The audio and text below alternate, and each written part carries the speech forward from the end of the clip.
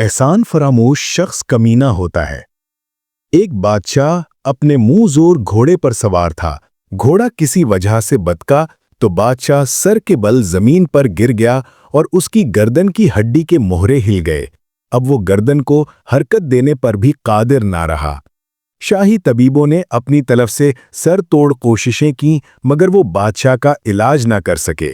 एक दिन यूनान का एक हकीम बादशाह के पास आया और इस कदर जानफशानी से इलाज किया कि बादशाह ठीक हो गया। इलाज के बाद वो हकीम अपने वतन लौट गया। कुछ अरसे बाद वो दोबारा बादशाह के वतन में आया तो सलाम के इरादे से शाही दरबार में हाजिर हुआ।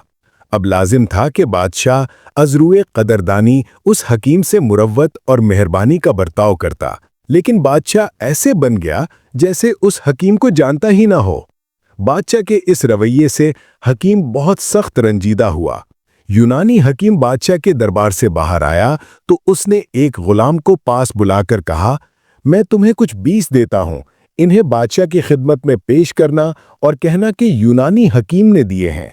इन्हें दहकते अंगारों पर डालकर इनकी धूनी ली जाए तो बहुत फायदा होता है। गुलाम ने वो बीज बादशाह को पेश कर दिए और साथ में उनके फवायद से भी आगाह किया। बादशाह के हुक्म से फौरन दहकते अंगारे पेश किए गए, मगर जब बीज अंगारों पर डालकर बादशाह ने धूनी ली तो उसे एक जोरदार छींक आई, जिससे उसकी गर्दन के मोहरे फिर से पुरानी हालत में चले गए। बादशाह बहुत चीखा चिल्लाया, सिपाही दौड़ाए कि हकीम को गिरफ्तार करके लाओ। बावजूद बहुत तलाश व बिस्यार के उस हकीम का कुछ पता न चला। सारी उम्र बादशाह ने ऐसी ही गुजार दी। शेख सादी अलैहि रहमा फरमाते हैं कि हमेशा मोहसिन को भलाई के साथ याद रखना चाहिए। एहसान फरामोश शख्स कमीना होता है।